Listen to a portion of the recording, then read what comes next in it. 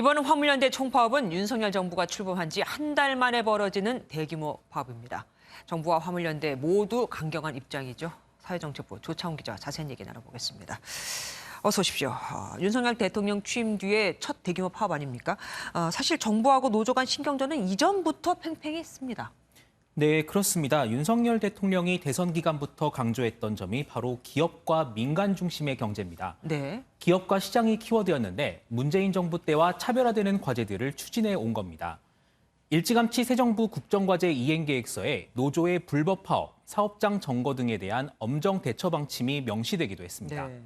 이러다 보니 안전운임제 논의를 위한 태스크포스 가동이 거론되는 상황에서 노동계가 이처럼 일찌감치 총파업에 들어간 게 정권 초의 힘겨루기를 위한 차원이 아니냐 이런 해석도 나오고 있습니다. 사실 문재인 정부 때도 비슷한 파업은 있었습니다. 그때하고 지금하고 차이점은 뭔가요?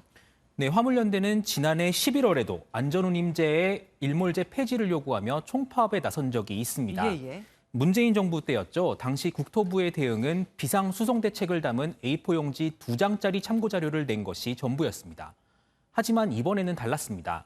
국토부는 지난 3일 A4 용지 6장 분량의 참고자료를 내면서 화물연대 주장을 적극 반박했고 그리고 무관용 원칙을 강조하기도 했습니다. 네. 한덕수 국무총리를 비롯해 경찰 등 각 부처가 법과 원칙에 따른 대응을 일제히 강조하고 있는 점도 과거와는 달라진 모습입니다. 그런데 파업에 참여한 인원을 보면 생각보다 적습니다. 조합원이 전체의 6%밖에 안 되고 그리고 파업 참여도 그중에서 37%입니다. 그런데도 큰 문제가 됩니까? 네, 조금 전 국토부가 발표한 자료를 보면 오늘 집회에 참여한 게 조합원의 40% 수준이었다라고 발표를 했는데요. 말씀하신 대로 수적으로는 비율이 적습니다. 하지만 업종에 따라서 나눠보면 컨테이너와 시멘트 화물차주들의 비중이 높습니다. 따라서 좀 전에 보신 소주나 시멘트, 수출업이나 건설업 이런 부분에 대한 피해는 물류 대란이 본격화되면 적지 않을 것으로 예상됩니다. 과거처럼 노조와 경찰이 충돌하거나 물리적 진압에 나설 가능성은 있다고 보십니까? 네, 앞서 리포트에서 보셨던 것처럼요. 윤석열 대통령은 불법 행위를 엄단하겠다는 입장을 강조했습니다. 네. 화물연대 차주들이 건당 운임을 받는 자영업자로 노동 3권이 보장된 노동자가 아니라는 판단이 배경에 깔려 있는 것으로 보이는데요. 화물연대 파업은 노동법이 보장하는 단체 행동이 아닌 집단 행동이고 그렇기 때문에 파업 행위에 따른 단체 교섭권도 없다는 겁니다.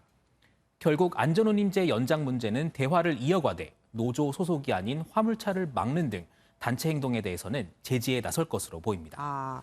결국 문제 해결의 키는 이 안전운임제 연장 여부입니다. 근데 앞서 리포트 잠깐 봤듯이 이 문제는 입법 사항이잖아요. 그럼 국회는 뭐 하고 있습니까? 네, 국회가 지금 말씀하신 대로 연장하려면은 국회의 의결을 거쳐야 합니다. 하지만 논의를 살펴보면은 굉장히 지지부진한 모습인데요. 네. 여당인 국민의힘은 하반기 국회 원구성이 이뤄지면 안전운임제에 대해서 논의해보겠다 이런 입장이고요.